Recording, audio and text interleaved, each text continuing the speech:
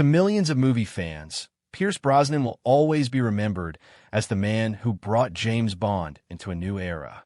With his effortless charm, calm confidence, and unmistakable screen presence, he became one of the most recognizable actors of his generation.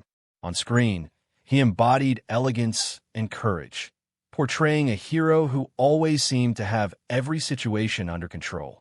Away from the cameras, however, Brosnan's life followed a far more difficult path. Long before he became an international superstar, he experienced abandonment, loneliness, heartbreaking loss, and personal tragedy. Behind his polished public image was a man who repeatedly rebuilt his life after devastating setbacks. His story is not only about fame, but about resilience, family, and finding hope after unimaginable grief. Pierce Brosnan was born on May 16, 1953, in Drogheda, Ireland. His childhood was anything but easy. His father left the family when Pierce was still an infant, leaving him with no memories of the man who should have been part of his life. His mother, May, struggled to support them financially and eventually made the painful decision to leave Ireland for London in search of work. That choice meant 4-year-old Pierce was left behind. For the next several years, he lived with different relatives, moving from one household to another. Every new home meant another adjustment, another school, and another attempt to fit into unfamiliar surroundings. Without the stability most children enjoy, he learned to become independent at an early age. Those years left a lasting impression on him. Rather than expressing his emotions openly, Pierce became quiet and observant.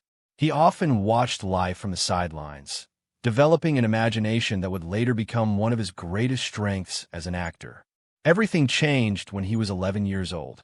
His mother had remarried and invited him to join her in Scotland before the family eventually settled in London. Although he was grateful to be reunited with her, adapting to a completely different life proved challenging. His stepfather, William Carmichael, patiently worked to earn the young boy's trust. Unlike many people who might have tried to replace Pierce's biological father, William simply offered guidance, kindness, and consistency. Over time, he became an important influence during Pierce's teenage years. One afternoon, William took him to see the latest James Bond film, Goldfinger. Watching Sean Connery command the screen changed everything. For the first time, Pierce saw a character who represented confidence, courage, and control, qualities he desperately wanted to develop within himself. Although he had no idea it would shape his future, that visit to the cinema planted a dream that would remain with him for decades. At 16, Pierce left school to pursue art rather than a traditional career. He enrolled at St. Martin's School of Art in London, hoping to become a commercial illustrator. Money was scarce, and he survived on the simplest meals while trying to establish himself among classmates from far wealthier backgrounds. Despite the financial struggle, he refused to give up. Fate intervened unexpectedly in 1971 when he wandered into a small theater workshop. Curious about what was happening, he volunteered to participate in a performance exercise. The instructors immediately noticed his natural confidence on stage and encouraged him to explore acting more seriously. It was a life-changing moment. Realizing he had discovered a new passion, Pierce applied to the Drama Centre London, one of Britain's most demanding acting schools. The training was notoriously difficult. Students faced intense criticism, exhausting rehearsals, and relentless expectations. Many abandoned the program. Pierce stayed. He worked tirelessly, studying Shakespeare, mastering voice techniques, and learning every aspect of performance. To pay his tuition, he accepted various part-time jobs while dedicating nearly every spare hour to improving his craft. His persistence soon began paying off. After several successful stage productions, directors started noticing his combination of elegance and quiet intensity. Small television and film roles followed, allowing him to build valuable experience even though few people recognize his name. His breakthrough almost happened by accident. In 1982, NBC began casting a new detective series called Remington Steele. Pierce initially auditioned for a minor role, expecting little more than a brief appearance. Instead, producers saw something completely different.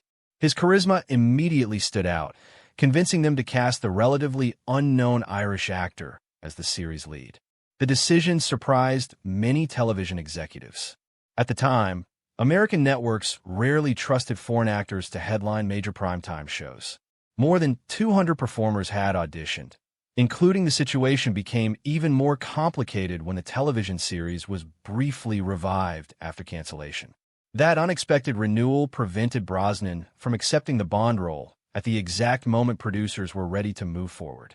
Several well-established American stars. Yet Pierce's natural charm and effortless confidence ultimately won everyone over. When Remington Steele premiered, audiences embraced him almost instantly. The show became one of NBC's biggest successes, introducing millions of viewers to a leading man who perfectly balanced sophistication, humor, and mystery. His popularity skyrocketed, and before long, entertainment journalists began asking an obvious question. Could Pierce Brosnan become the next James Bond? The comparisons were impossible to ignore.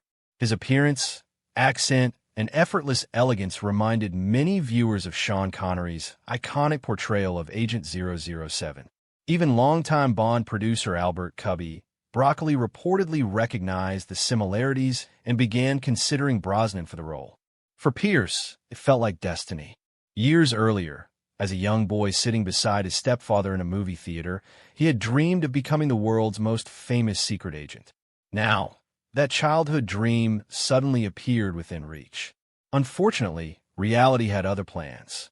Because Remington Steele remained under contract with NBC, scheduling conflicts repeatedly delayed serious negotiations with the Bond producers. Just when it seemed he might finally receive the opportunity, unexpected business decisions placed his future in doubt. Instead, the opportunity passed to another actor. Although deeply disappointed, Pierce refused to let frustration define his career. Rather than dwelling on what might have been, he continued accepting challenging film roles and proving his versatility as an actor. While professional opportunities continued to evolve, something even more important entered his life. In the late 1970s, he met Australian actress Cassandra Harris. Their connection was immediate. Cassandra had recently gone through a difficult divorce and was raising two young children, Charlotte and Christopher. Pierce embraced both the relationship and the responsibilities that came with it. When they married in December 1980, he didn't simply become a husband. He became a father. Having grown up without a stable father figure himself, Pierce was determined to provide the love and security he had missed during childhood.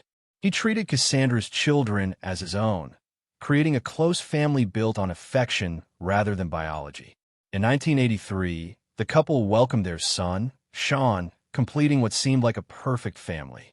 As Pierce's career accelerated and Hollywood finally began recognizing his talent, home remained his greatest source of happiness. But just as everything appeared to be falling into place, life prepared to deliver a heartbreaking challenge that would forever change the course of his family and his future. As Pierce Brosnan's career continued to rise throughout the 1980s, his greatest source of happiness wasn't found on television sets or red carpets. It was at home with his wife, Cassandra Harris, and their three children. Despite the growing demands of Hollywood, Brosnan always spoke about family as the center of his life. After a childhood marked by separation and uncertainty, he had finally built the stable home he had always wanted. But that happiness would soon be tested in a way no one could have imagined. In 1987, Cassandra was diagnosed with ovarian cancer, a disease that dramatically changed the rhythm of their lives. Instead of celebrating Pierce's growing success, the family suddenly found themselves navigating hospitals, medical appointments, and emotionally exhausting treatments. Pierce refused to leave her side. Whenever his schedule allowed, he traveled with Cassandra to specialists, attended medical consultations, and cared for her during the difficult months of treatment. Friends later recalled that he did everything possible to remain optimistic, even when the situation became increasingly serious.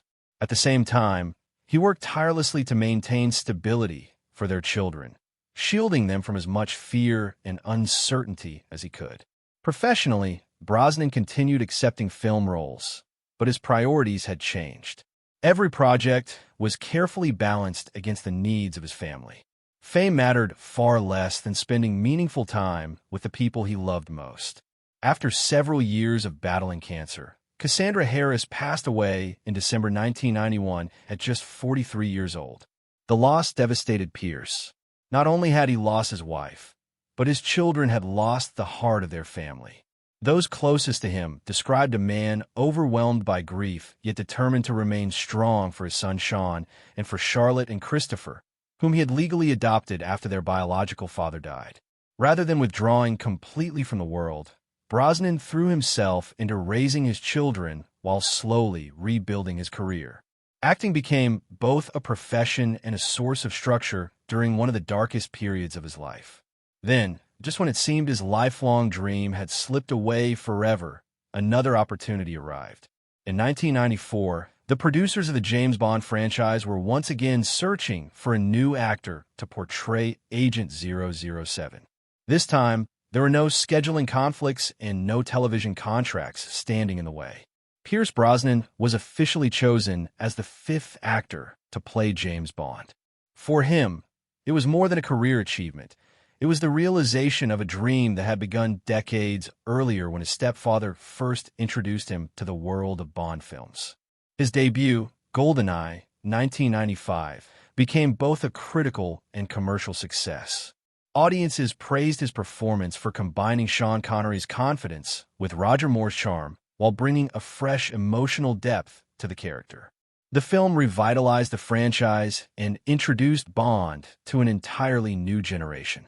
Over the following years, Brosnan starred in Tomorrow Never Dies, The World Is Not Enough, and Die Another Day, becoming one of the most recognizable faces in international cinema.